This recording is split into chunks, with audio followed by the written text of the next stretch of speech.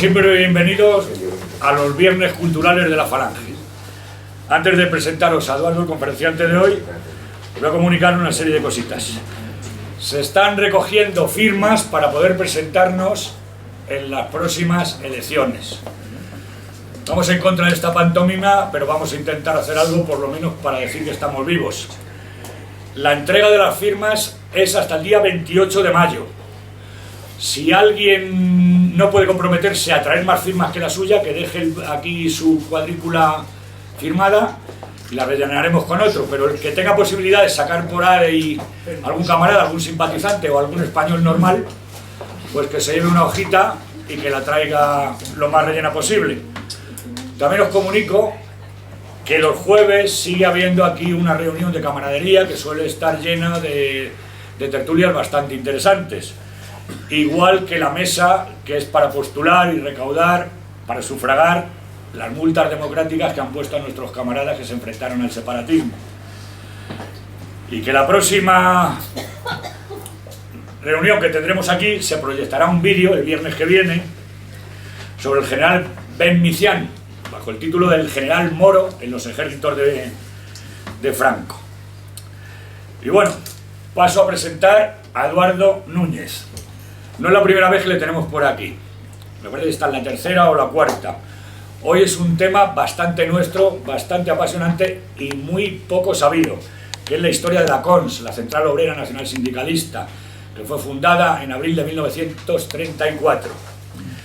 Eduardo es psicólogo, tiene especialidad en industrial laboral y clínica y es experto en asuntos sociopolíticos, experto en asuntos laborales y, como no, en historia de España. Y bueno, pues ya veréis cómo nos va a enseñar cosas que son bastante interesantes. Las Condios también muchas vidas propias. Un sindicato que fue tan perseguido como la Falange por ser un sindicato falangista. Eduardo, muchas gracias y te escuchamos. Pues gracias a ti, Carlos. ¿Se me oye bien? ¿No? Sí, perfecto. Como bien ha dicho Carlos, el tema de hoy, la CONS, la Central Obrera Nacional Sindicalista, es increíblemente un tema absolutamente desconocido. Es más, si hablamos de quién era Manuel Mateo, pues es uno de los dirigentes de la Falange que es también prácticamente desconocido. No hay, yo creo que ninguna biografía o prácticamente nada. Y a la hora de preparar la conferencia me he dado cuenta de este problema. Es que hay muy poco, ¿no? Es verdad que lo poco que hay es interesante y es apasionante, como bien ha dicho Carlos, es una historia apasionante, o sea, es verdaderamente épica, ¿no? Pero es que además es que es la esencia del nacionalsindicalismo, de tal manera que sin sindicato no hay sindicalismo.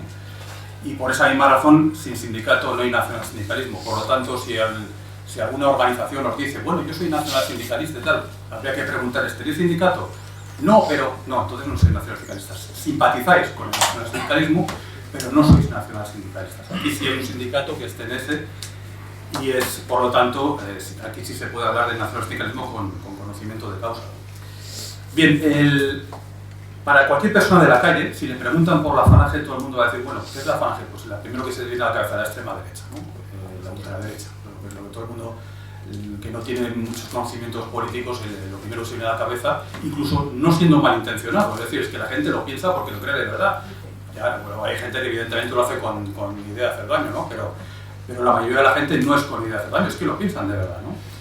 Bien, cuando acabe esta conferencia vais a ver qué es lo que tenía de extrema derecha la Falange, vais a ver.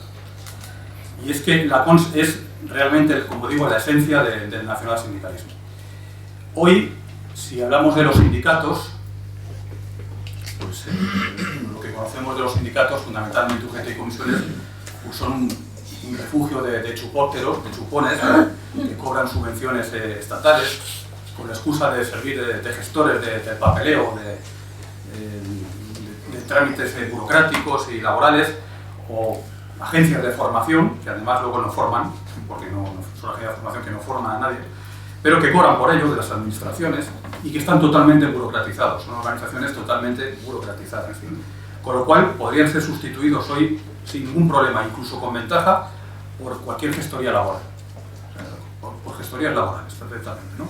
Es decir, son los sindicatos del sistema auxiliares, elementos auxiliares del sistema.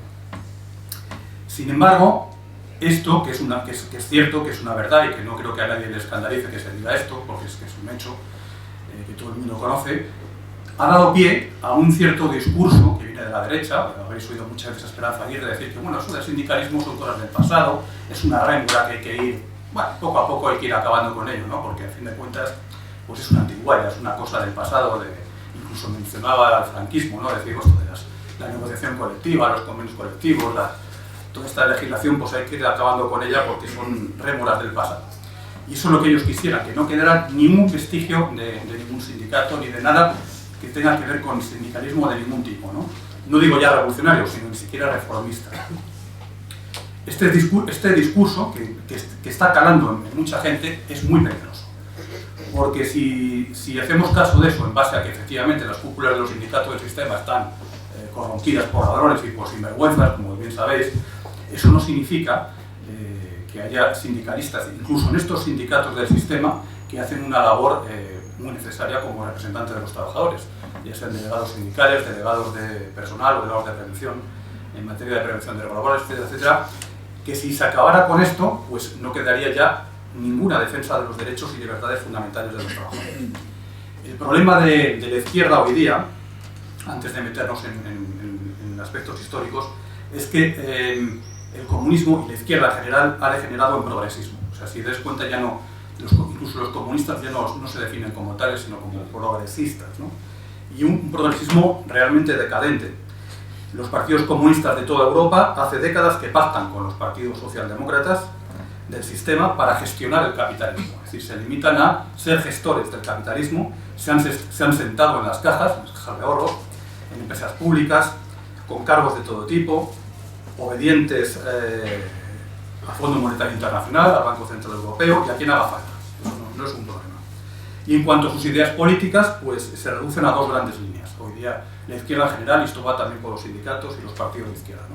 Por un lado, en lo económico, ideas demagógicas, ideas de bombero, como se suele decir. Es decir, pura demagogia. En temas económicos son totalmente demagógicos, ¿no? Que además son ideas que luego no realizan cuando llegan al poder. Lo hemos visto, por ejemplo, con Syriza en Grecia. Llegó al poder y todo lo que dijeron que iban a hacer en el ámbito económico luego no lo han hecho. Han cedido y al final ha quedado en nada. Parecía que se iban a comer el mundo, que estaban negociando con la Unión Europea, que no iban a ceder y al final ha quedado en nada. Y cuando han gobernado acompañados de otros partidos, pues exactamente igual. Y luego hay otro tipo de ideas, ya no en lo económico, sino en otro tipo de ámbitos, que son las ideas progresistas decadentes contra toda idea de moral, es decir, feminismo, abortistas, inmigracionistas, el laicismo antirreligioso, droga libre, sexo libre, todo este tipo de cosas. Es decir, eso es lo que queda de la izquierda. No hay ya prácticamente nada revolucionario. Si veis un programa leéis cualquier programa de cualquier partido de izquierdas, no queda nada revolucionario. Solamente queda gente variopinta que podríamos definir sin equivocarnos, en muchos casos como carne de psiquiatra, porque es lo que son. Y sobre todo, por encima de todo, eso sí, el antifascismo. Eso por encima de todo. Un antifascismo que además sustituye al anticapitalismo, dado que ellos han tenido que aceptar el capitalismo y la democracia como sistema, por lo cual ya no son anticapitalistas, solamente son antifascistas. El problema es que esta decadencia en las ideas no empieza por las ideas, sino que empieza por la forma de vida, por la manera de vivir, por la manera de estar en el mundo, de comportarse, y eso lleva a la decadencia en las ideas. Cuando una persona es decadente en su forma de vivir, acaba siendo decadente también en su forma de pensar. Y así vemos como el proletariado que engrosaba las bases de los partidos comunistas y socialistas en los años 30 del siglo pasado, proletario viene de prole, es decir, el obrero de las fábricas que tenía familia, que tenía hijos. De eso no queda ni rastro en las bases de los partidos socialistas y comunistas de hoy, sino que en los países democráticos, capitalistas, las bases son, como digo, como decía antes, carne de psiquiatra, es decir, individuos inadaptados, antisociales, pero de proletariado nada. Vamos a pasar ahora a lo que es una introducción histórica de lo que fue la Central Obrera Nacional Sindicalista, la CONS. Entonces, bueno, yo tengo aquí un libro de un autor que es Carlos Iglesias Selgas, se titula El sindicalismo español. Este libro es del año 74, pero este señor recibió un premio en el año 65, que fue por otro libro, Los sindicatos en España, que fue el Premio Nacional de Literatura Francisco Franco, en el año 65. Bueno, pues he encontrado en este libro escrito en el año 74, un capítulo que dedica a la CONS, algunas cosas muy curiosas que os voy a leer, algunos párrafos muy interesantes, ¿no? Refiriéndose a la CONS, dice que en la CONS podían formar parte quienes no pertenecieran a la organización política, es decir, a la Falange, con lo cual no era necesario ser afiliado a Falange para formar parte de la CONS. El nacionalsindicalismo, dice, representaba la conjunción de los valores del socialismo y de un espíritu nacional renovado y puesto a la altura de los años 30. Idea muy interesante. En el ámbito de los dirigentes de Falange estuvo unificar estas organizaciones con las organizaciones profesionales de inspiración anarquista, ¿no? Pero simultáneamente mantuvieron contacto con las organizaciones profesionales de obreros católicos. En cuanto a la estructura de la CONS, de la Central Obrera, dice, la estructura de la CONS era de carácter territorial, encontrándose inspirada en la de la CNT. En algún momento se pensó incluso en la unificación de estas organizaciones profesionales con las de la CNT. La idea de unificar estas organizaciones con las fuerzas sindicales católicas provocó la creación de un comité de enlace del que surgió el Frente Nacional del Trabajo, que en diciembre del año 35 reunió el Congreso de la Unión, al que asistieron representaciones de sindicatos católicos obreros, de los sindicatos libres y de la Confederación Nacional de la CONS. Se aprobó en dicho Congreso la creación de la Confederación Española de Sindicatos Obreros, la CESO, a la que no se incorporaron finalmente la CONS. Es decir, es un fenómeno parecido a este Frente Nacional del Trabajo a lo que ocurrió con el Frente Nacional de las elecciones del 36, que finalmente la Falange optó por presentarse a las elecciones de febrero del 36 en solitario. Ya esto empieza a romper esquemas, ¿verdad que sí? Bueno, pues vamos a romper muchos más esquemas a continuación. Ya he dicho que este libro no es nada sospechoso. El autor recibió un premio en el año 65, Premio Nacional de Literatura Francisco Franco, ¿eh? O sea que no es sospechoso de ser nada raro. Bien, la CONS fue, como sindicato de la Falange, una alternativa sindical real y revolucionaria. Real porque no quedó en la teoría, sino que fue a la práctica. Existió como sindicato y funcionó como tal. Ese fue su origen y desarrollo hasta el momento que los acontecimientos desencadenaron la guerra civil. El nacionalsindicalismo, voy a hacer primero un recorrido rápido histórico y después voy a defender algunos detalles.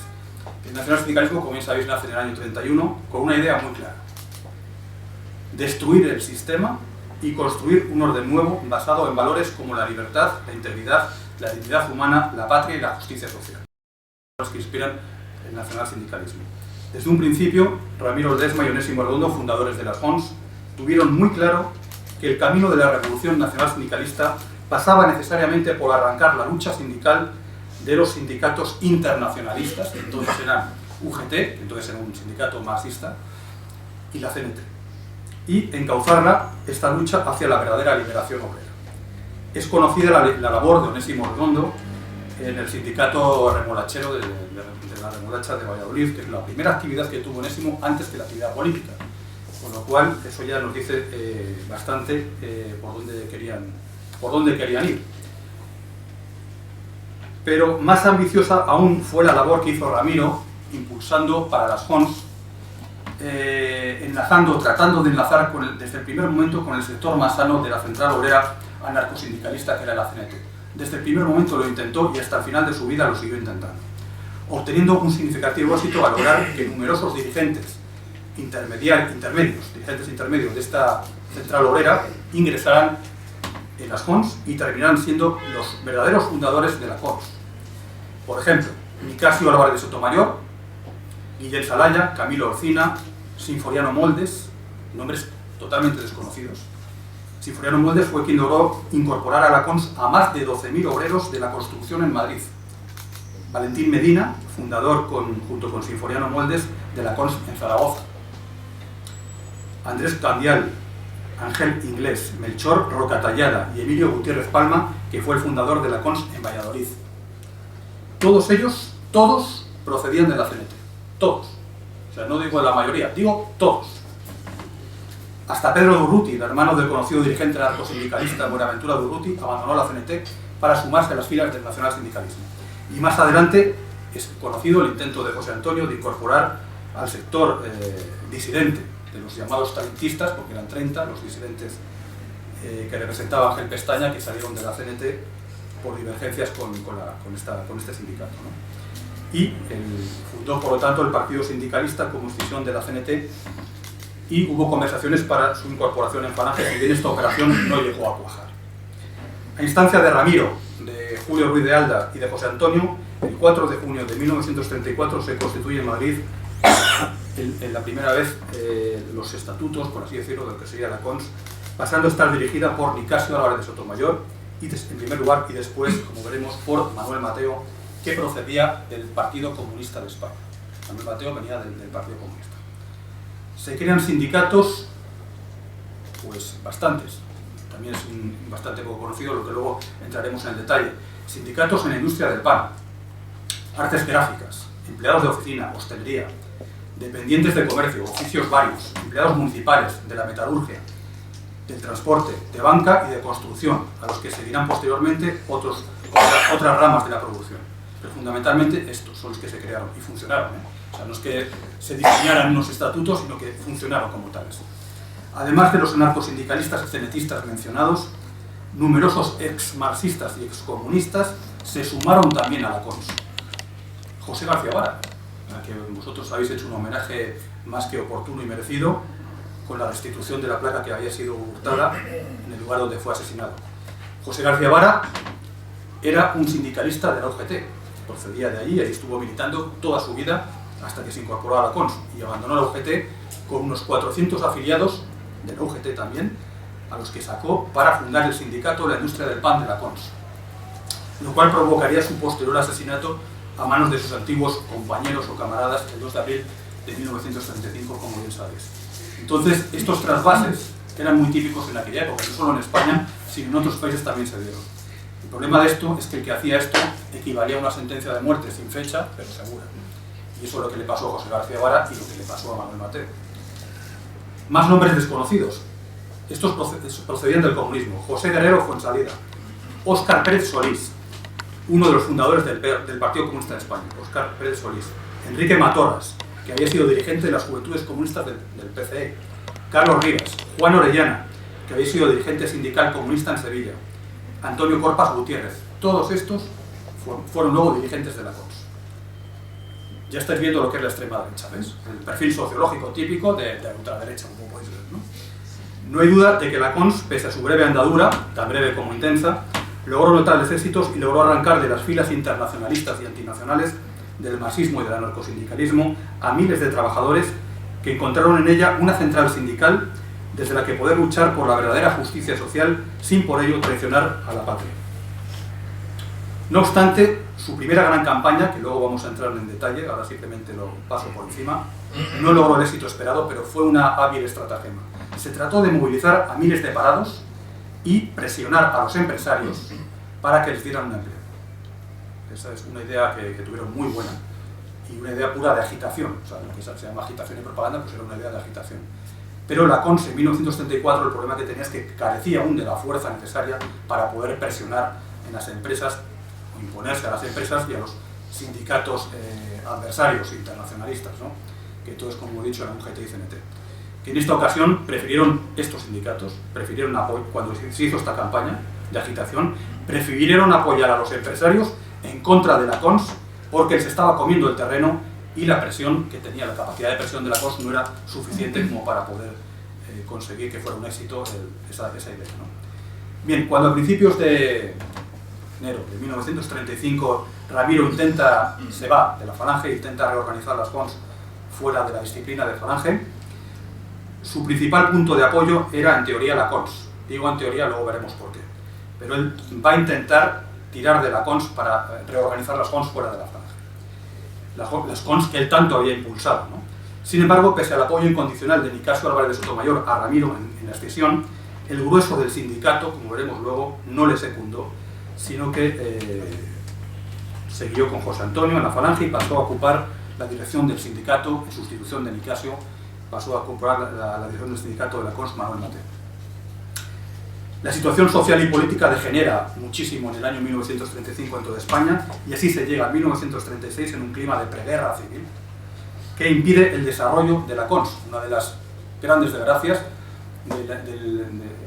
ya no solamente de la guerra, sino del clima de preguerra que había antes del estallido de las guerras, que impidió el desarrollo de este sindicato que sin duda alguna, de haber dispuesto de más tiempo, se hubiera podido desarrollar mucho más, a pesar de su intensa labor sindical, acosada de forma muy dura Cuando digo muy dura, estamos hablando de pistolerismo, no estamos hablando aquí de cosas menores, sino de cosas, pues eso, de jugarse la vida por los sindicatos rivales que eran UGT y CNT. Sobre este tema, que es una historia, como digo, épica, os recomiendo este libro de Emilio Gutiérrez Palma, Sindicatos y agitadores revolucionarios nacionales sindicalistas, es el fundador de la CONS en Valladolid, que realmente es un librito pequeño, pero que te pone los pelos de punta de lo que esta gente, la pasta de la que estaba hecha. Luego, si queréis, contamos alguna anécdota, pero es verdaderamente impresionante, y es que es emocionante y, bueno, lo que se diga es poco. El 18 de julio de 1936 estalla la guerra y el papel de la CONS no logra asumir el papel esencial al que aspiraba. Posteriormente, en plena guerra, el 19 de abril de 1937, como bien sabéis, el denominado Decreto de Unificación disolvió todos los partidos políticos y unificó a los partidarios del alzamiento nacional de todas las ideologías y tendencias en una nueva organización política que se denominó Falange Española Tradicionalista de las CONS, ya diferente de la histórica que era Falange Española de las CONS, y que va a estar dirigida por Franco, lo que supone el fin de Falange Española de las CONS como organización independiente, es decir, el fin de la independencia de fe de las CONS como organización política, ¿no? Posteriormente, el 30 de enero de 1938, un decreto crea una nueva estructura sindical, solo teóricamente basada en la de la CONS, asumiendo su dirección Pedro González Bueno, que procedía de la CEDR. No procedía de la Falange, procedía de la CEDR. Igual que Serrano Suñer, que mucha gente considera que Serrano Suñer venía de la Falange, y no. Serrano Suñer había sido diputado de la CEDR. Es más, siendo amigo íntimo de José Antonio, cuando José Antonio le ofrece entrar en la Falange, Serrano Suñer, habían sido compañeros en la Facultad de Derecho, le dice: mira, lo siento, pero yo no voy a entrar, no me voy a afiliar a la Falange porque hay cosas vuestras que no me gustan. Eso que decís de la reforma agraria, de la nacionalización de la banca y tal, pues no me acaba de convencer, ¿no? Bien, solo posteriormente el mandato de Gerardo Salvador Merino, que va de 1939 a 1941, se puede decir que la organización sindical intentó volver al verdadero espíritu sindicalista de la CONS y vertebrar sindicalmente la estructura económica de España. Pero el intento se vio finalmente malogrado, ya que el régimen del 18 de julio pues no tenía la intención de avanzar por ese camino. Entonces, Gerardo Salvador Merino pues termina su mandato en el año 1941, y yo siempre le llamo el doctor Robert Ley español. Robert Ley fue el dirigente del Frente del Trabajo en la Alemania nacionalsocialista, que hizo una labor social impresionante, también un gran desconocido, pero impresionante. Bueno, pues hay un cierto paralelismo que yo veo en ambas figuras, ¿no? Bien, he hecho un recorrido histórico muy rápido, muy por encima, y ahora vamos a descender algunos detalles que creo que son interesantes de la historia de la CONS, ¿no? Este que os he mencionado, Emilio Gutiérrez Palma, que era el jonsista de Valladolid, obrero metalúrgico, obrero del metal, militante sindicalista desde los 16 años, había pertenecido a la CNT, se había formado sindicalmente como sindicalista en la CNT, es uno de los primeros jonsistas en Valladolid, es el fundador de la CONS en Valladolid, fue el orador que abrió el acto de la unidad de Jons con Falange en el Teatro Calderón de Valladolid el 4 de marzo de 1934, el primero que intervino en este acto, el primero que tomó la palabra y abrió los discursos fue él, Emilio Gutiérrez Palma. Y en este libro, por ejemplo, una de las cosas que también llama la atención, aparte del carácter épico de la lucha sindical que llevó a cabo, es que llama a las cosas por su nombre. En aquella época no había ningún problema en este sentido, y con mucho más peligro que ahora. Hoy día hay mucho más autocensura, no digo ya censura, sino autocensura, ¿no? Pues, por ejemplo, cuando habla del capitalismo, pues lo menciona siempre como el capitalismo judío. El pan, el vino y el capitalismo, pues eso, capitalismo judío. En este libro dice que con la aparición de las primeras CONS en Madrid, Valladolid y Zaragoza, y algunas capitales más de España, empezó la agitación nacional revolucionaria, con esas palabras, en las dos grandes centrales sindicales que entonces ejercían el control de la casi totalidad de la clase obrera, que era UGT y CNT. Fijaros la expresión nacional revolucionaria, una expresión que se ha utilizado después, muy posteriormente, en los años 70, o en los años 80, ¿no? Bueno, pues Emilio Gutiérrez Palma, en los años 30, ya utilizaba esa expresión, y efectivamente la Organización Nacional Revolucionaria en España en los años 30 era Falange Española de las CONS, no era otra, era la única que había.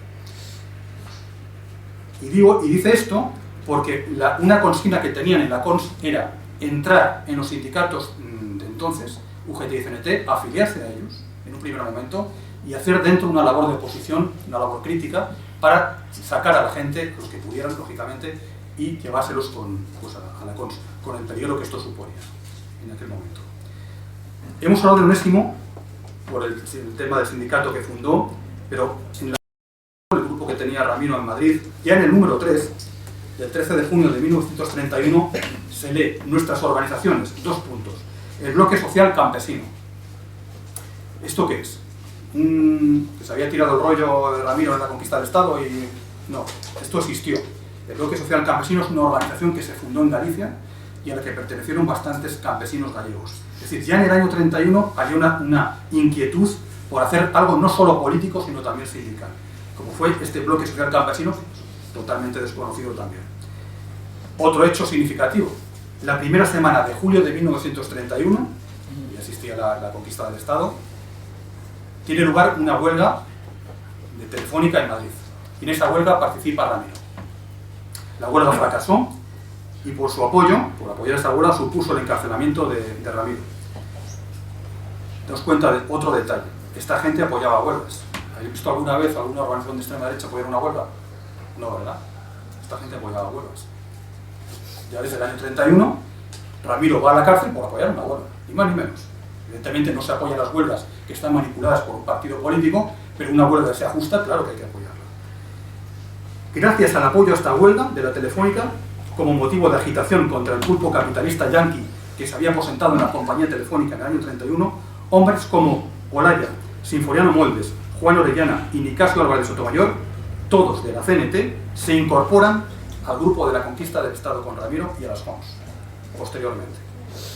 Ahí concretamente es donde conoce Ramiro a Nicasio Álvarez Sotomayor, en el penal de Ocaña, donde están cumpliendo condena ambos precisamente por haber apoyado esta huelga. Ahí se conocen, hacen amistad, y ahí es donde consigue Ramiro convencer a Nicasio para que se salga de la CNT y entre luego a formar parte de las Jons. Por otro lado, como mencioné antes, Onésimo durante los años 30 y 31 prácticamente dedica un año entero a organizar ese sindicato de los remolacheros de Valladolid.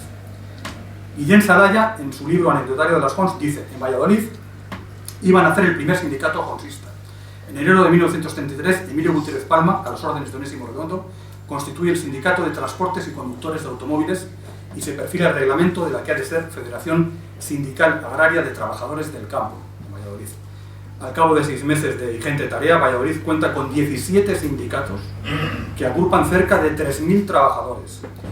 Vamos a ver a grandes rasgos cómo el propio Emilio Gutiérrez Palma fue elegido presidente del Triunvirato de Valladolid en el momento en que Onésimo se encontraba en Portugal, exiliado por la Sanjurjada, como bien sabéis, por el golpe de General Sanjurjo, ¿no? Entonces, en ese momento, Onésimo se va al exilio a Portugal y le sustituye en Valladolid Emilio Gutiérrez Palma para dirigir la Jons y luego los primeros sindicatos jonsistas de Valladolid.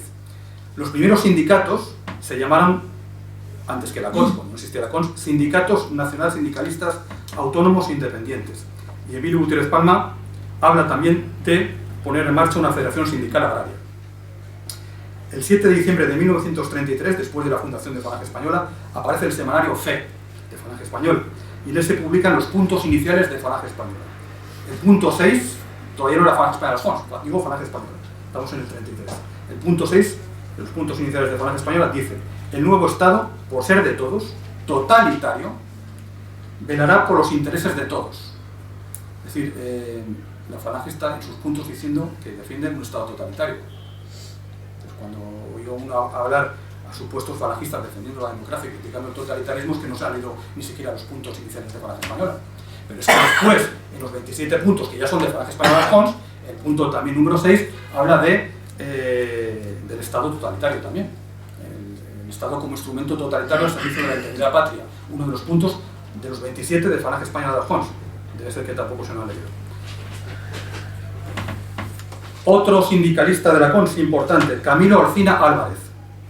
¿Quién era este hombre? Bueno, pues este hombre le conoce Julio Ruiz de Alda. Fijaros qué anécdota más interesante. Este hombre era un sindicalista de la CNT.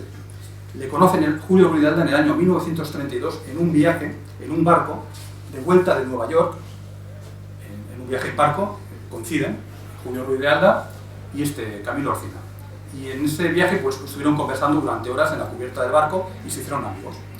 Bueno, pues digamos que de alguna forma Julio Ruiz de Alda le comió el tarro a Camilo Orcina, y el caso es que cuando se funda la Falange al año siguiente, en el año 23, Julio Ruiz de Alda le convence a Camilo Orcina para que se incorporara a la Falange. Y cuando Falange organizó, cosa que hace, cuando la Falange organizó una bolsa de trabajo, Camilo Ercina actuó como asesor de la bolsa de trabajo de la Falange. Es decir, se incorporó a la Falange. Después, en 1934, el triunviro central de Ferrer dels Fonts ordena en julio de 1934 que Camilo Ercina y Nicasio Álvarez de Sotomayor procedan a montar los cuadros sindicales de Falange Española de las Fonts. A estos se unieron otros, a estos dos que he mencionado. Un anarquista como Moldes, un excomunista como Manuel Mateo y Medina, que procedía del sindicalismo católico. De todos los dirigentes sindicales de la CONS, el único que no procede de la izquierda, que procedía de los sindicatos católicos, era Valentín Medina. El único. Todos los demás venían o del PC o de la CNT. Todos. Solo hay una excepción, que es Medina. Los que llevaron el peso de la preparación de los estatutos fueron Juan Orellana y Camilo Ercina. El antiguo sindicato de taxistas de Madrid, que era bastante numeroso, fue considerado como el primer sindicato de la CONS en Valladolid y en Zaragoza. Según Stanley Payne, en su libro Historia del fascismo español, dice: la CONS, según dice Stanley Payne, manifestó desde el principio su pleno acuerdo con todas las reivindicaciones de las izquierdas, añadiéndolas un sentido nacional a la revolución proletaria. Es una frase perfecta para definir lo que era la CONS. Efectivamente, ahí da el clavo Stanley Payne. Y Stanley Payne no es un historiador marxista, como bien sabéis. Es eso lo que se hizo, ni más ni menos. Los sindicatos católicos en octavillas calificaban de traidores a la religión y a la patria también a los líderes de la Falange. Los mismos que a José Antonio le llamaban bolchevique porque defendía la revolución o la reforma agraria, ¿no? La CONS tuvo un rápido y fugaz éxito, que es contado por Ramiro en Fascismo en España. Ramiro lo cuenta así: a pesar de realizar los primeros trabajos en circunstancias difíciles y con poquísimos medios, los resultados fueron rápidos y fulminantes. A los 15 días, los locales que el partido había puesto a disposición de los sindicatos eran insuficientes para contener a los trabajadores que llegaban. Estos llenaban todas las dependencias, incluso los jardines del local. Entonces el local estaba en Marqués de Riscal, y se acumulaban junto a las puertas de la calle. La cosa parecía un milagro, pero el milagro no era otro que la actividad de celo y la técnica de agitación y organización de los consistas. A la vista del éxito, el partido dedicó toda la atención posible a esos trabajadores sindicales. Grupos de obreros nacional-sindicalistas, con la colaboración de los demás camaradas del partido, iban a los barrios proletarios, no iban a los barrios burgueses, dice Ramiro, iban a los barrios proletarios y repartían profusas hojas de propaganda, invitando a todos los trabajadores a ingresar a estos sindicatos y abandonar la disciplina roja. Así es como lo cuenta Ramiro en su libro Fascismo en España. Al frente de la naciente CONS figuraba como jefe, hemos dicho, Nicasio Álvarez de Sotomayor en Madrid, y Madrid, Valladolid y Zaragoza fueron las tres provincias en las que mejor prendió la semilla de la CONS. En septiembre de 1934 llevaron a cabo la estratagema que decía antes de agitación, que consistió en la movilización de los parados, la que he mencionado antes por encima. Ramiro dice que en menos de una semana acudieron a sus locales de la calle de Marqués de Riscal más de 30.000 obreros. Entonces había 100.000 parados en Madrid en aquella época. Esta campaña fue diseñada por Sotomayor, Camilo Ercina, Moldes, Manuel Mateo, de acuerdo con el triunviro central ejecutivo. José Antonio, cuando se hace esta campaña, a ver, vamos a explicar un poco la campaña. La campaña consiste en que se pretende movilizar a los parados. Entonces se les dice que se pasen por el local, que entonces estaba en la calle Marqués de Riscal, haciendo esquina al Palacete con la Castellana, lo que hoy está enfrente del Hotel Villalona, ¿no? El Palacete era el local de la Falange. Y la CONS tenía su sindicato aparte de la Falange, pero en la misma, digamos, el mismo edificio, en otro pabellón. Se citan los obreros y se les dice que si se afilian a la CONS les va a buscar trabajo. Paralelamente se hace una campaña de agitación en este sentido y se envía una circular. Hicieron un censo en las obras y en los talleres que había en Madrid y dijeron, bueno, ¿cuántos obreros pueden necesitar en este taller o en esta empresa o donde sea? Y entonces, en función de eso, mandaron una circular a la empresa, a la dirección de la empresa, y dicen, oiga, tenemos tantos obreros, queremos que les deis trabajo y tal, y que les ofrezcáis una oportunidad, puesto que hemos hecho un censo donde necesitáis gente para las obras, ¿no? Hasta aquel punto se lo tomaron en serio que José Antonio, aquí hay una anécdota interesante, asaltó personalmente, pistola en mano, unas obras en donde hoy serían los nuevos ministerios y otras que estaban en las antiguas prisiones militares cerca de Francisco Francisco de Grande se llama, ¿no? San Francisco de Grande. Ahí es donde estaban las obras y él las asaltó personalmente, jugándose la vida, para dar trabajo a los obreros que estaban en paro, enfrentándose con el empresario de turno, ¿no? Y con los sindicatos que lógicamente no querían pues, que les cogiera el terreno la CONS. Y curiosamente la oposición de los obreros que estaban trabajando en esas obras no era por motivos políticos, sino por egoísmo de defender su puesto de trabajo. A ver si esto me van a quitar a mí el puesto de trabajo, ¿no? En fin, estas cosas que... humano, demasiado humano, que diría Federico Nietzsche. En Valladolid los sindicatos dejaron de llamarse sindicatos autónomos y empezaron a llamarse CONS. Y allí también se llevó a cabo la movilización de los parados. Esto que se hizo en Madrid también se hizo en Valladolid. Como dice Emilio Gutiérrez Palma, el principal objetivo era el de la agitación revolucionaria y ese objetivo estaba conseguido. Es decir, el objetivo de agitación revolucionaria se había conseguido. José Antonio propuso otra idea muy curiosa que fracasó. José Antonio propuso, después de existir la CONS, la creación de una confederación de empresarios nacional sindicalistas, la CENS. Lo propuso en unas declaraciones que hizo al periódico La Nación. Esto fue un fracaso absoluto. Y no porque la idea fuera porque estuviera mal diseñada, sino sencillamente porque los empresarios no mostraron el menor interés en ello. No mostraron ningún interés. Muchos obreros se dejaron la vida, pero los empresarios no mostraron el menor interés en esta idea, ¿no? Por lo que ese proyecto tuvo que ser abandonado. Es más, los empresarios se pusieron de parte, como he dicho antes, de los otros sindicatos con tal de no dar oportunidad a la CONS. El total de afiliados a los sindicatos en Madrid era de cerca de 23.000. En Zaragoza, la CNT tiene una fuerza bestial. Bueno, pues parte de la CNT se pasó a la CONS en Zaragoza, al frente de la cual estaba Valentín Medina, que he mencionado antes. En enero de 1975, cuando se produce la extinción de Ramiro, y con él se marchan los líderes sindicales Nicasio de Sotomayor y Emilio Gutiérrez Palma para reconstruir las CONS a partir de los sindicatos fuera de la Falange, a partir de la CONS. El problema que se produce, que es además la anécdota, sucede también en el local de Marqués de Riscal. A ver, Ramiro y José Antonio, Ramiro, vamos a ver, esto se produce de la siguiente manera. Hay una reunión, creo que es el 28 de diciembre de 34, en el local de Marqués de Riscal de la Junta Política, que debe ser de lo más deprimente porque ahí no había ni calefacción, les habían cortado la luz, estaban con unas velas.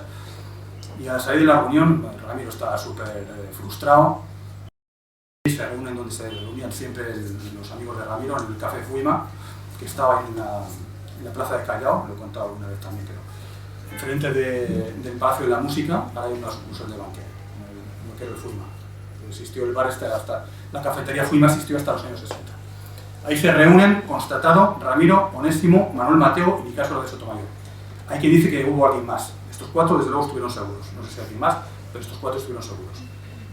Bien, en esa reunión Ramiro duda, cuenta que Onésimo estaba más por la labor de la escisión, Manuel Mateo no sabe qué decir, parece ser que Nicasio es el que más, digamos, más mete presión para la decisión, el caso que se decide al final de la decisión, y en un primer momento Ramiro decide tirar de la CONS para reorganizar las CONS fuera de la Falange. Entonces, ¿qué sucede? Que tanto Ramiro como Nicasio de Sotomayor, después de publicar una nota en el Heraldo de Madrid, que está firmada también por Onésimo en un primer momento, de que las CONS se van de la Falange, aunque Onésimo después sigue fiel a José Antonio, fundamentalmente porque el grupo de Valladolid iba a seguir, según le cuenta Onésimo a Ramiro, el grupo de Valladolid está con José Antonio y si él sigue a Ramiro se va a quedar solo. Ramiro intenta llevarse a la CONS con él y entonces sucede algo que él no se espera. Después de soliviantar a los obreros, tanto Ramiro como Nicasio, José Antonio se presenta en el local de la CONS, que era en el Marqués de Riscal, en otro pabellón, entra allí y se encuentra pues, con cientos de obreros mal encarados que le reciben a grito de fuera los señoritos. Y ante eso, pues José Antonio entra en el local de la CONS y ante los obreros que le reciben con esos gritos, José Antonio les dice, quizás, palabras textuales, quizás salga muerto de este cuarto, pero lo que es seguro es que antes de matarle habéis oído a un señorito. Y efectivamente, José Antonio, después de estar un cuarto de hora hablando con ellos, deja el local dentro de un clamor de vítores. Es decir, lo que no se esperaba Ramiro es que la personalidad de José Antonio se impone en una situación en la que le reciben a gritos y acaban pues, vitoreándole y saludándole. Es decir, ese es el primer revés que se va a llevar el intento escisionista, ¿no? de Ramiro. Bien, entonces, a raíz de esto, pues Nicasio de Sotomayor deja la CONS y tras la escisión, Manuel Mateo no se quiere involucrar, se va a Valencia, no quiere, digamos, se lava las manos y se va a Valencia para esquivar un poco el tema. De parte de José Antonio le hacen llamar a Manuel Mateo, viene a Madrid con carácter además de urgencia y José Antonio dice, él trata de comprobar si les fiel o no. Cuando comprueba que efectivamente Manuel Mateo quiere seguir siendo falangista, quiere seguir siendo la falange, José Antonio le nombra jefe de la CONS. Fijaos, por ejemplo, Nicasio, otra estratagema que había diseñado para quitarle poder a José Antonio, había previsto que el jefe de la CONS tuviera la misma autoridad que el jefe de la falange, algo que José Antonio evidentemente se negó. Y sin embargo, Manuel Mateo fue mucho más leal a José Antonio, y cuando José Antonio le ofrece ser jefe nacional de la CONS, Manuel Mateo le dice, no, yo secretario general porque jefe nacional eres tú. Entonces él reconoce la autoridad del jefe nacional, que es José Antonio, ¿no? Bien, Nicasio de Sotomayor se va con Ramiro, pero pronto le abandona también, y en las elecciones de febrero del 36 es elegido Nicasio alcalde de su pueblo, que era un pueblo que se llamaba Sillero, en la provincia de Cáceres, en una candidatura socialista, vuelve a sus orígenes de la izquierda, y allí es donde en su pueblo es donde le sorprende el 18 de junio, y claro, al mostrarse contrario al movimiento nacional, fue fusilado por los nacionales. En el caso de Sotomayor, primer jefe de la CONS, le fusilan los nacionales cuando comienza la guerra. Entre los josé antonianos, por así, cuando se produce la escisión, el que más instigaba contra Ramiro fue Raimundo Fernández Cuesta, según dicen los conocidos, y en el lado ramirista los que más instigaban contra José Antonio había sido precisamente Nicasio Álvarez Sotomayor. Manuel Mateo, al saber de la escisión, como digo, toma la dirección de la CONS, y hay otra cosa curiosa, que es que Nicasio Álvarez Sotomayor y Manuel Mateo no se podían ni ver, se veían bastante mal, porque palabras textuales, Sotomayor decía de Manuel Mateo, este es un comunista y siempre lo será. Los marxistas pueden cambiar de posición, pero nunca de mentalidad. Y a su vez, Manuel Mateo dice de Sotomayor, es un anarquista, un individualista desordenado y terminará llevando al caos a los sindicalistas de la falange. Es decir, uno le reprocha ser comunista y el otro le reprocha el haber sido anarquista, ¿no? Bueno, de Manuel Mateo, biografía poquísima, y además con muchas contradicciones, porque hay quien le define como extremeño y parece ser que no, que él nació en Corella, en la provincia de Navarra, ni siquiera se sabe con exactitud cuándo, se piensa que en 1904, su padre era zapatero de profesión, su madre era muy religiosa, era de una familia muy católica, aunque él no era creyente, como bien sabéis, él era ateo, no era creyente, había trabajado de peón prácticamente de todos los oficios, por lo cual él conocía muy bien el problema obrero, y desde muy joven había entrado en contacto con el Partido Comunista de España, y por su experiencia conocía perfectamente el panorama obrero, ¿no? Fue un hombre clave en el Partido Comunista, no estamos hablando de un afiliado más, fue un hombre clave del Partido Comunista de Madrid, siendo nada menos que secretario de organización del Partido Comunista de España en Madrid durante 2 años. Había escuchado el discurso de José Antonio en el Teatro de la Comedia, que parece ser que le llamó mucho la atención, pero en ese momento él sigue siendo comunista, no dejó en ese momento el partido, sino que él deja el partido después del fracaso de la Revolución de Octubre del año 34, acusando a los comunistas de traición a la clase obrera. Va a ser entonces cuando va a dejar el Partido Comunista, tras lo cual, al irse del Partido Comunista, le amenazan de muerte. Bueno, no sé si se fue o le expulsaron, pero da igual. Le amenazan de muerte, le expulsaron de la casa donde vivía, porque él convivía con varios comunistas, y le expulsan también de la organización y todo, ¿no? Él ingresa en la Falange, por lo tanto, en diciembre de 1934, nunca tuvo un domicilio fijo, era un auténtico muerto de hambre, incluso de vez en cuando le tenían que dar dinero para que se comprara ropa. No tenía, como digo, domicilio fijo, estuvo viviendo por un tiempo, junto con otros dirigentes sindicalistas de la Falange, en una casa de huéspedes que se encontraba en la calle Preciados y que era de la que había sido novia de Sotomayor, que se llamaba Germana, que había sido novia de Sotomayor. Pero claro, como ninguno de ellos pagaba, en la casa de huéspedes, pues cuando Nicasio rompió con su relación con la novia, todos se fueron a la calle. Con lo cual, pues imaginaos un poco las vicisitudes de esta gente, ¿no? Bien, Manuel Mateo había destacado siempre como un gran organizador y José Antonio le encomendó la formación de los sindicatos. Forma parte de la Junta Política de la Falange y el semanario Arriba tenía una sección fija que se titulaba Sindicalismo Nacional, sección fija en Arriba. Bien, en la Central Obrera de Madrid, en el año 35, había creados, reglamentados y funcionando, en funcionamiento, 10 sindicatos que eran los siguientes.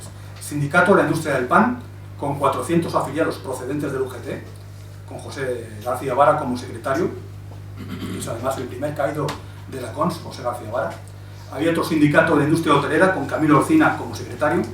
Había un sindicato obrero de metalurgia. Había un sindicato de empleados de oficina. Un sindicato de industrias gráficas que tiene como presidente a César Moreno Navarro. Sindicato de oficios varios que tenía 2 secciones, una de ferroviarios y otra sección que luego va a pasar a ser otro sindicato, el número 11, que va a ser el Sindicato Español de Empleados Municipales. Había otro sindicato de dependientes de comercio, un sindicato obrero de transportes, un sindicato de banca y un sindicato de construcción con Senforiano Moldes como secretario. Bien, 2 de ellos son los que acompañan a José García Vara cuando sale del local de aquí al lado, de la Cuesta de Santo Domingo, el día que le asesinan, que eran Camilo Orcina, el secretario del Sindicato de la Industria Hotelera, y César Moreno Navarro, que era el presidente del Sindicato de Industrias Gráficas. Acaban de salir de una reunión de la CONS, una reunión sindical, y salen los 3. Entonces, cuando en la calle Arrieta se despide José García Vara de sus otros 2 compañeros, es cuando le asesinan por la espalda, en la calle Arrieta. El 19 de abril de 1935, José Antonio, en el Círculo Mercantil de Madrid, dice, en uno de sus discursos más importantes, en la conferencia que funciona el Círculo de la Unión Mercantil Industrial de Madrid, dice en ese discurso, dice: como Mussolini ha dicho, el corporativismo es un punto de partida pero no de llegada. Y el corporativismo de Mussolini no significa para España otra cosa que un punto de partida. Con esto, lo que quería manifestar es que la implantación del sindicalismo vertical tiene que arrancar de la corporación fascista, como punto de partida pero no de llegada. Curiosamente, este discurso, que es uno de los más importantes de José Antonio, es muy parecido al último discurso de Mussolini que pronuncia en el Teatro Lírico de Milán en diciembre de 1944, donde dice que él está decidido a tirar por el camino de la socialización de la economía y de las empresas. Y si, ahora que se habla mucho del último José Antonio, si por algún camino tira José Antonio, está claramente que es por el del sindicalismo revolucionario. José Antonio habla de sindicalismo, Mussolini habla de socialización, ya no habla de corporativismo. El último Mussolini habla de socialización y no queda en los discursos, se hace un decreto, no es el tema de hoy, pero bueno, se llevó a cabo por un decreto la socialización de las empresas, incluso la Fiat fue socializada y la socialización de la gestión de las empresas se llevó a cabo en virtud de un decreto. Lamentablemente José Antonio esto no lo conoce, pero de haberlo conocido no me cabe la menor duda de que lo hubiera visto con mucha simpatía. El tema del campo, otro tema fundamental. José Antonio Arriba, el 12 de diciembre del 35, dice: arriba campesinos, a los hambrientos de siglos hay que instalarlos como primera medida. Luego se verá si se pagan las tierras, pero es más justo y más humano y salva a más número de seres que se haga la reforma agraria a cargo de los capitalistas que a cargo de los campesinos. Es decir, lo de la indemnización de las tierras es lo de menos, lo importante es que se haga la reforma agraria. El domingo 19 de enero de 1936, la CONS organiza un mitin en el Cine Padilla de Madrid, en el que intervienen todos los dirigentes sindicales de la CONS. El 6 de marzo de 1936, en plena huelga de la CNT, un grupo de pistoleros disparan contra unos obreros falangistas que trabajaban en las obras de derribo de la vieja plaza de toros de las Ventas, matando a 2 de ellos, a José Urragoñi y a Ramón Ferisen, llamado Johnson, que era, este hombre era de raza negra, había sido legionario y era manco en la acción de guerra. Y por supuesto, el hecho de que sea de raza negra no significa que merezca todos los honores como caído que es falangista y de la CONS, lo cual no empece a que eso signifique que la falange, como han dicho algunos, bueno, como había en la CONS había un afiliado que fue este hombre que era de raza negra, eso significa que la falange tal cual. Simplemente hay casos excepcionales como este, donde evidentemente, igual que en la Francia existe la Legión Francesa, donde hay también árabes y hay negros, bueno, pues esto era así, pero eso no significa que esa fuera la idea, digamos, de la falange, ¿no? Pero bueno, como digo, este hombre merece, por supuesto, todos los honores como cualquiera más, como uno más, como caído que fue de la falange y de la CONS. Desde ese momento, Camilo Orcina aconsejó a José Antonio que la CONS mantuviera la huelga decretada por la CNT en marzo del 36 y José Antonio aceptó, a pesar de que el contratista de esas obras de demolición de la Plaza de Toros era amigo suyo. El objetivo fundamental de la falange, después de las elecciones de febrero del 36, fue nacionalizar las aspiraciones revolucionarias de la izquierda española. José Antonio insistió en que los líderes falangistas debían esforzarse en atraer a los disidentes de la CNT y del Partido Socialista. Fijaros, por ejemplo, un titular de Solidaridad Obrera, el diario de la CNT, del 25 de junio de 1936, decía: a la concepción puramente materialista que convierte a los pueblos en rebaños debemos oponer, pues están solo preocupados en satisfacer sus necesidades fisiológicas, la fuerza del espíritu, la potencia dinámica del ideal. Este es un titular de Solidaridad Obrera, pero podía ser perfectamente un titular de arriba. Es decir, había todavía entonces una parte del sindicalismo de la CNT que era una parte sana dentro del sindicato, que lamentablemente fue totalmente invalidada por la unión con la FAI, que eran terroristas anarquistas y que habían llevado a la CNT pues, por el camino por el que lo llevaron, ¿no? Lamentablemente. Por otro lado, un artículo titulado La verdad al desnudo, publicado en Arriba el 18 de julio de 1961 por Miguel Primo de Rivera.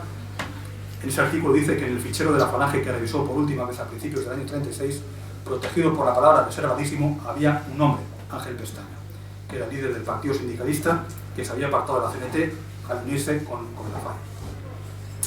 Bueno, yo creo que esto es un tema de las conversaciones de José Antonio con Ángel Pestaña, que bueno, también se ha hecho un poco un mito de esto, ¿no?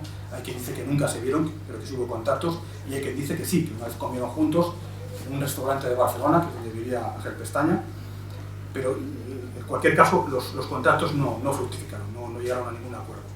¿Por qué? Bueno, pues hay gente que no entiende por qué. Yo creo que es fácil de entender. Pese a que José Antonio lo intenta porque considera que Ángel Pestaña es un hombre honrado, que se ha salido de la CNT porque no está de acuerdo con la deriva de la FAI y que es un revolucionario convencido. El problema es que, claro, Ángel Pestaña es un antifascista.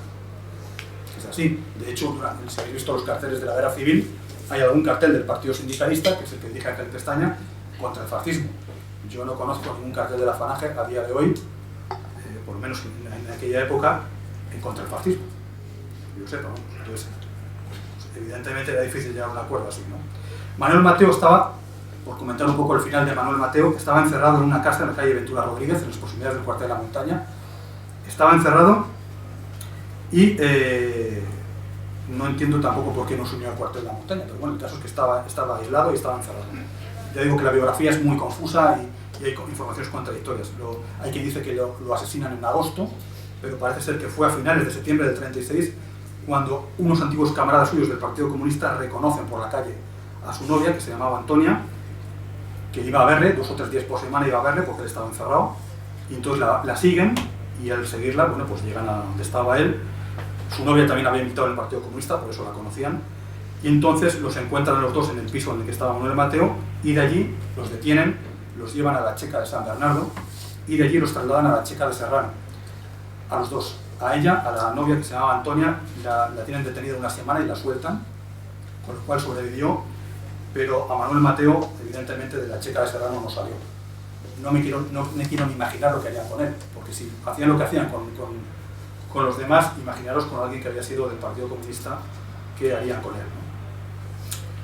Bien, la herencia de la CONS, ¿cuál es? Bueno, pues la herencia de la CONS, digamos que pretendió implantar en España, desde el mundo del trabajo, un sindicalismo alternativo, unitario, que agrupara en su seno a todos los trabajadores, no de clase, no clasista, aunque tuviera que desenvolverse en el contexto de lucha de clases, pese a la aspiración de superarla.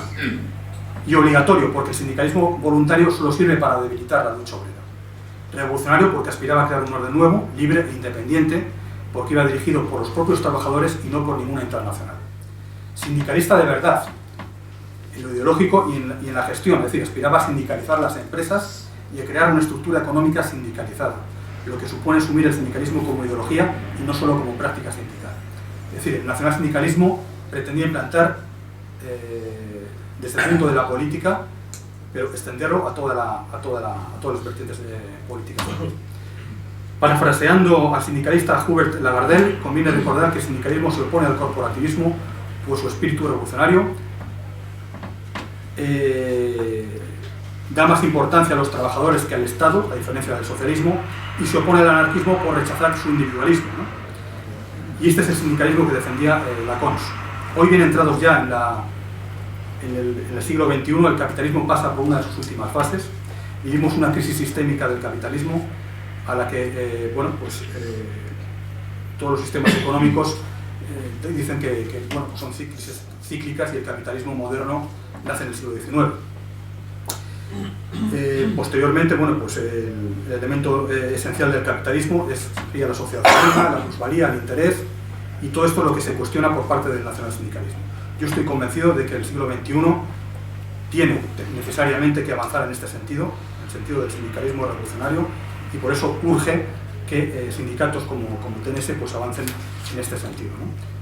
Ese verdadero sindicalismo de la CONS sigue siendo actual, igual que cuando nació, sigue estando vivo y ofreciendo un camino inexplorado, que es el camino del nacionalsindicalismo, que yo creo que sigue siendo plenamente actual. Hay algunas cosas que habría que revisar, por supuesto, porque están escritas en los años 30, y bueno, pues yo tenía preparadas algunas, pero si ya es muy tarde, pues damos paso al coloquio. Pero bueno, sí, son cosas que habría que revisar algunas y actualizar, por estar escritas en los años 30, pero que en lo esencial sigue perfectamente siendo válido como ideología y como defensa de los trabajadores. Nada más. Muchas gracias.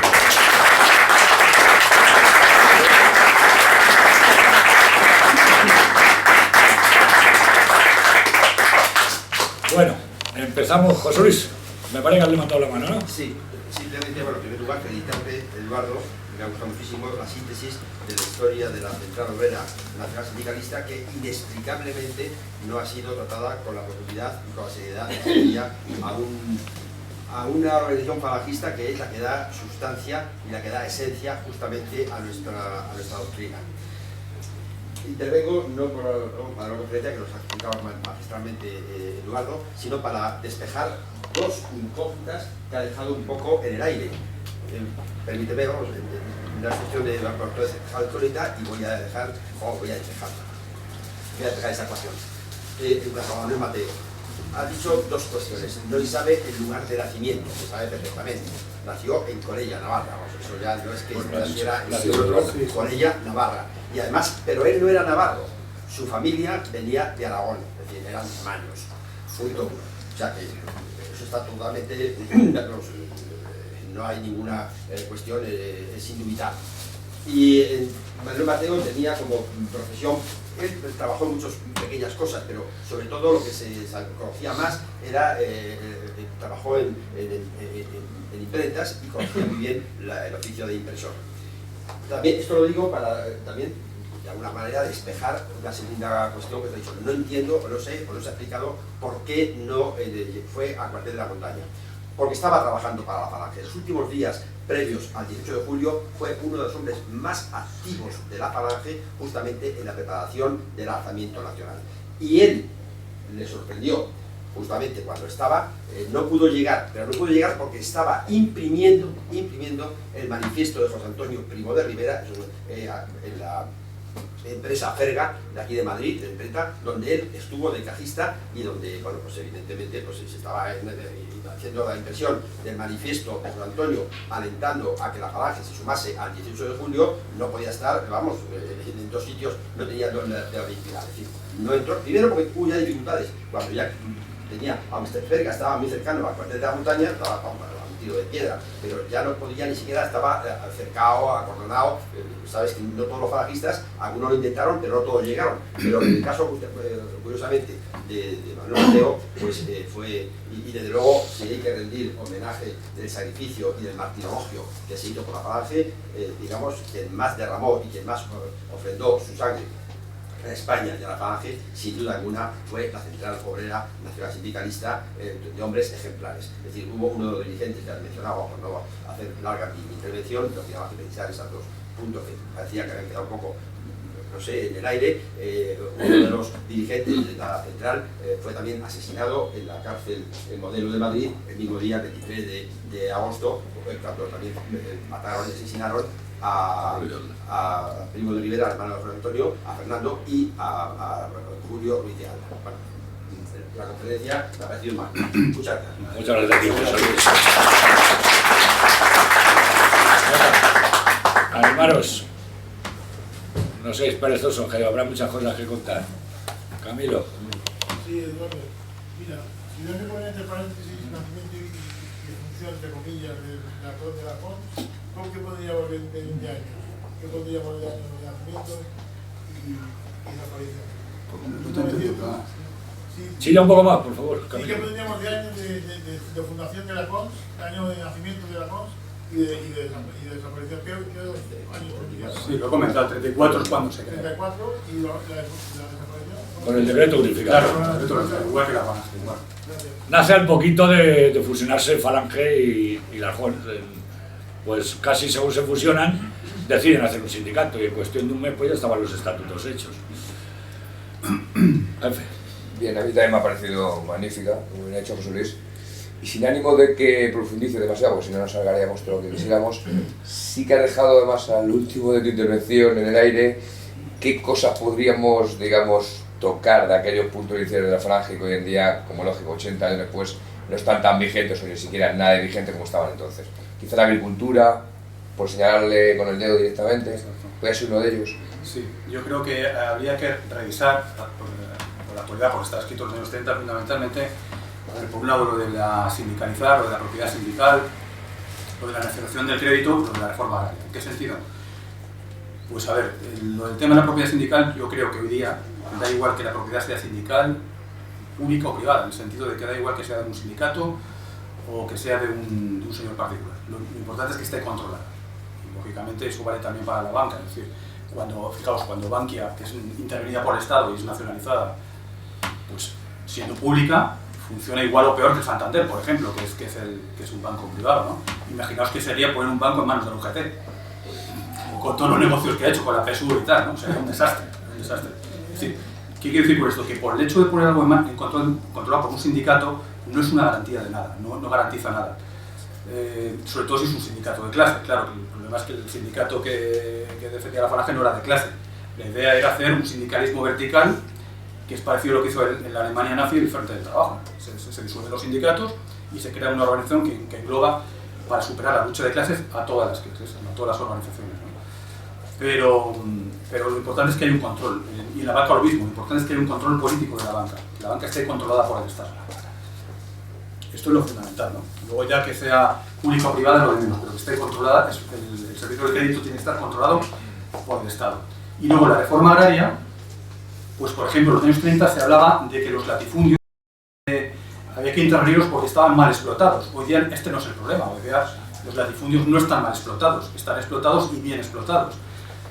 Otra cosa es que habría que eliminarlos, pero no por ese motivo. Hoy día el problema es que si hay que eliminar los latifundios no sería por ese motivo, sino que el problema de hoy no es ese, es otro, es que la tierra no se vea como un bien económico, como un activo, como una mercancía, sino que se vea como un lugar donde vivir, donde la gente vaya a instalarse y a vivir aquí, como un lugar donde la gente pueda vivir. Esto es lo que yo creo que sería fundamental hoy, más que un tema de explotación de los latifundios que estén mal explotados, que hoy día no es este el problema, ¿no?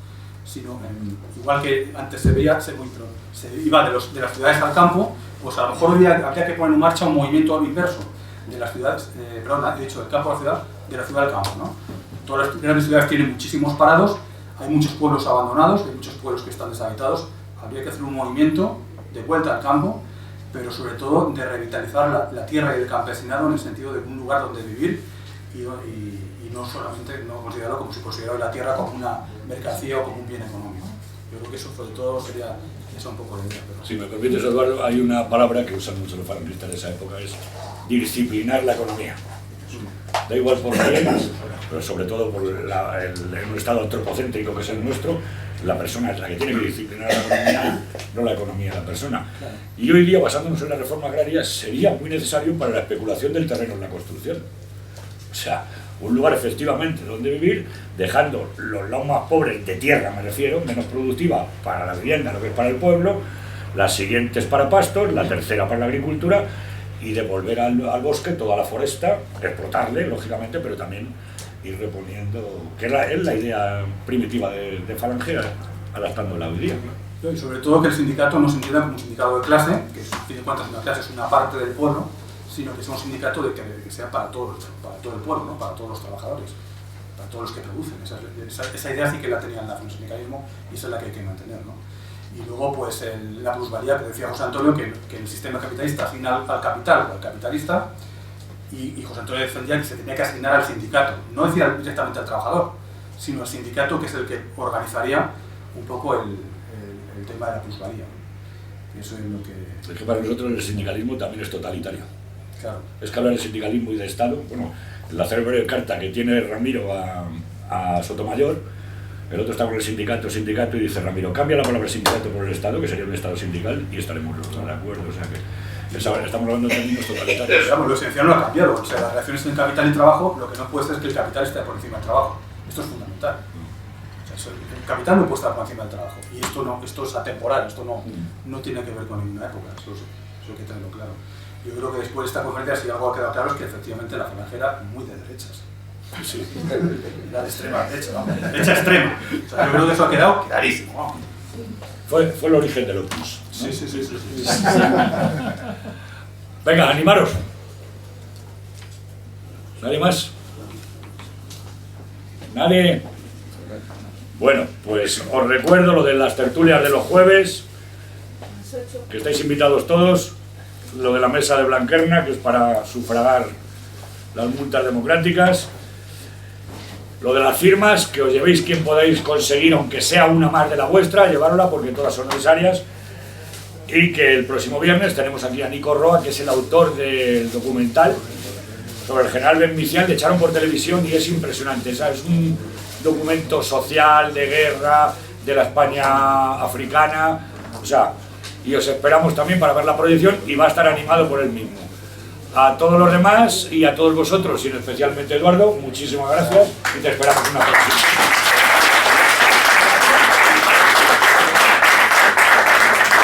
Las hojas, Carlos.